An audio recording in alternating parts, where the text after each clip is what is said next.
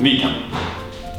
Ten film nagrywam jako poradnik dla osób, które same chcą się nauczyć filmować. Jako że głównie tworzę filmy z podróży, większość przykładów tu zaprezentowanych będzie powiązana z moimi podróżniczymi doświadczeniami. Jednak filmy z podróży dzielą to, co najważniejsze, z innymi rodzajami filmów. Więc każdy chcący zacząć filmować czegoś się nauczy. Trzeba zmienić, że jestem kompletnym samoukiem. Można więc traktować to, co mówię, z przymrużeniem oka, ale lepiej tak nie robić.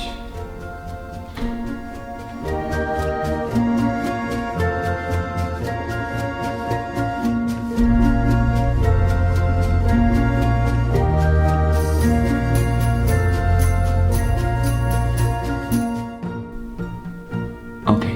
Wstęp już był, więc od razu idziemy. Bierzemy do ręki kamerę, no i musimy stworzyć obrazy, które potem będziemy edytować. Więc nie chcemy nagrywać wszystkiego jak leci, tak machając kamerą, tylko każdą scenę komponować i myśleć o tym, żeby ona wyglądała fajnie i żeby dodawała jakieś wartości naszemu filmowi. Potraktujmy właściwie ujęcia tak jak zdjęcia na początku, takie bez ruchu podstawowe. Czyli po prostu musimy używać różnych kompozycji. Kompozycja z linii pionowych, kompozycja z linii poziomych, z linii ukośnych, z linii, które prowadzą wzrok, symetria, perspektywa, wypełnienie całego kadru tłem, odcięcie sylwetek na kontrastującym tle, wzory i kompozycje 2D, naturalne obramowania, minimalistyczne ujęcia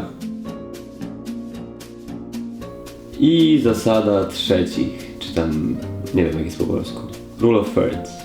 Oczywiście to były tylko przykłady różnych kompozycji i tego jest dużo więcej. I właśnie to jest fajne, żeby wyszukiwać w przyrodzie różnych kompozycji i je wychwytywać. Jeśli chodzi o ruch kamerą, to na początku jak się uczyłem, to bardzo rzadko tego używałem, bo ruch musi mieć jakiś cel konkretny, musi śledzić akcję, albo pokazywać ogrom jakiegoś miejsca, albo nie wiem, musi być bardzo konkretnie używany, bo tak po prostu machanie kamerą zawsze potem się ciężko edytuje i nic nie dodaje fajnego. Jako że ten rozdział nazywa się narzędzia, to jeszcze warto dodać do swojego arsenału, nauczyć się robić timelapsy, slow motion, zwolnione tempo,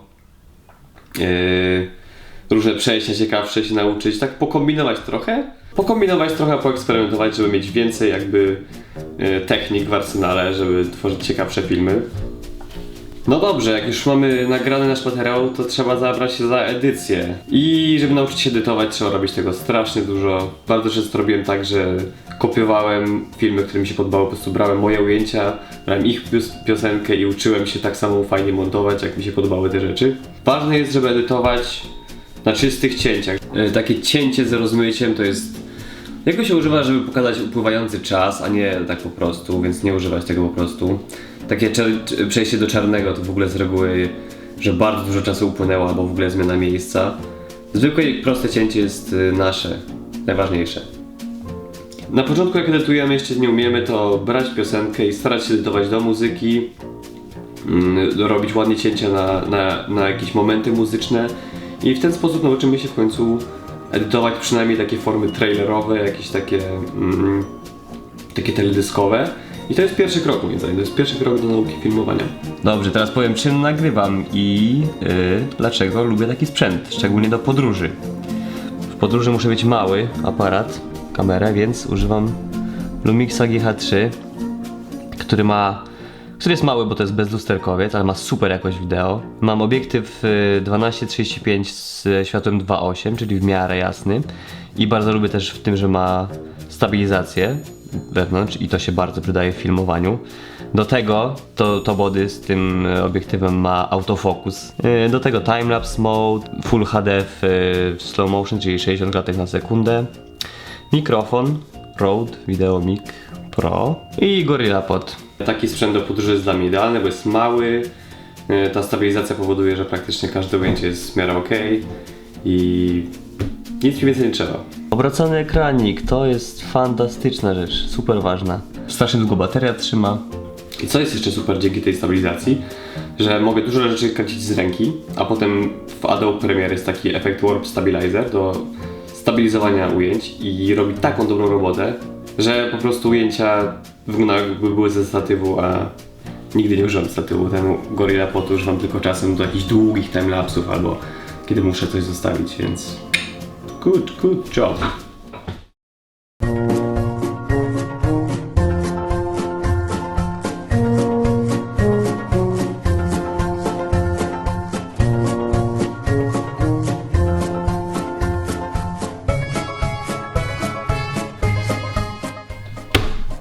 Okej.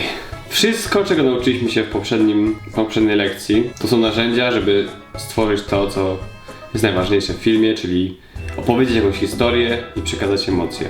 Tylko takie filmy, które przekażą coś takiego, jakąś wartość, jakąś emocję, albo opowiedzą jakieś historie, które nas poruszą, są takie, które warto zapamiętać i do nich wracać. Można robić tysiące super fajnych fajerwerków, ale to nie zostaje z ludźmi. I to jest najważniejsze. To jest najważniejsza lekcja, której też dopiero niedawno właściwie się dowiedziałem. Ale mówię, co? Dobrze, teraz na przykładzie filmów podróżniczych, jak opowiadać historię. Jeśli byśmy pokazali tylko ujęcia jakichś ładnych plaż i tak dalej, to who cares tak naprawdę, tego jest pełno w internecie, każdy może sobie coś takiego zobaczyć. My chcemy nadać tym miejscom kontekstu i chcemy pokazać, jak tam się czują ludzie i najlepszym sposobem, pierwszym, jest po prostu filmowanie ludzi, z którymi się jest na podróży, albo ludzi, którzy tam mieszkają i ich emocji w danym miejscu, co robią. Oni tworzą już historię. Prostą, ale tworzą. I takie filmy potem mają jakąś wartość dla osoby, która chce gdzieś pojechać, bo może się utożsamić z tymi postaciami. Dobra, to jest wycinek filmu z Toż w Indiach, więc trochę tu brakuje jakby jeszcze kontekstu. No ale generalnie widać, że na początku idziemy, wspinamy się, jest ładna natura, co prawda to jeszcze stara kamera, więc nie jest tak ostro, ale... Czapli! Co tam, jak się idzie? Kurę pod górkę jest trochę, nie? Dzięki na przykład dialogowi z psem, czy tam monologowi właściwie trochę można podkreślić to, że jesteśmy zmęczeni generalnie.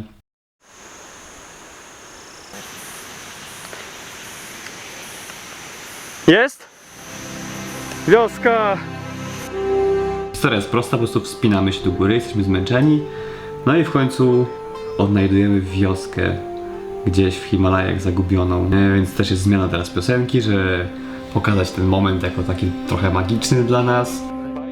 W wiosce spotykamy jednego pana, który tam żyje, który częstuje nas czajem.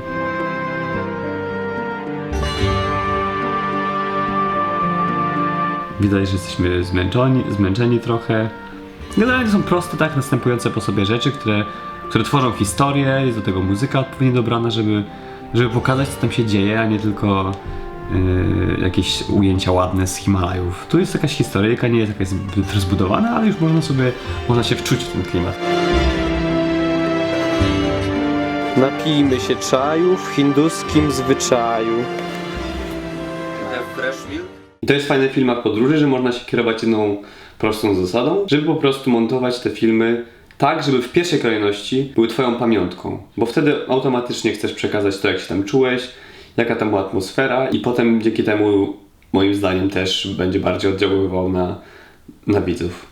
Dobra, historię można przekazywać dzięki postaciom, które coś robią właśnie, dzięki dialogom, dzięki narracji, no i oczywiście dzięki edycji. Właściwie idealnie, żeby w filmie każda scena miała jakąś funkcję, czyli albo budowała atmosferę, albo poruszała historię do przodu, albo przekazywała jakąś treść, albo nie wiem, była rozrywkowa.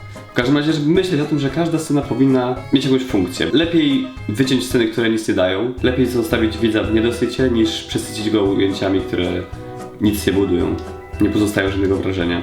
Okej, budowanie atmosfery, bo to też jest pełno filmików, które w ogóle mają historyjki, a mają tak zbudowaną atmosferę jakiegoś miejsca, że też są fantastyczne, po prostu aż chce się tam jechać. W jaki sposób możemy kreować atmosferę? Po pierwsze, w jaki sposób i co nagrywamy, czy szybko ruszamy kamerą, czy powoli, czy ujęcia są statyczne itd. Muzyka to jest super ważne, jak wiele można przekazać dzięki muzyce. Jak to edytujemy? Czy robimy szybkie cięcia, czy powolne? Oświetlenie, chociaż w podróży to z reguły jest tylko naturalne, więc nic nie poradzimy. I czasem korekcja barwna też może dodać jakieś atmosfery. Dobrze, przykład ode mnie to jest taki film dla takiej hodowli, gdzie miałem pokazać sielankę. Więc ujęcia są statyczne albo bardzo płynne. Muzyczka sielankowa, dźwięki farmy podkładałem, kolorki zrobiłem takie żywe. Czekaliśmy w ogóle na ładną pogodę, żeby mieć dobre światło, takie sielankowe. No i to są takie metody po prostu, żeby wpłynąć uzyskać odpowiedni efekt.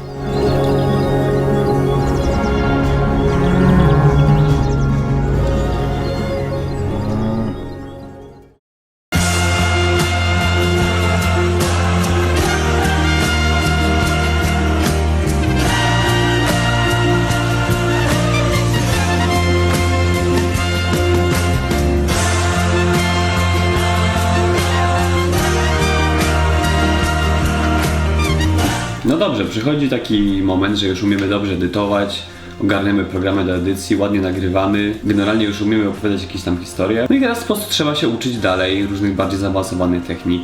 Warto oglądać filmy pod względem właśnie technicznym, jak w filmach prawdziwych pełnometrażowych budują napięcie, jak tam jest edycja i z nich czerpać wiedzę.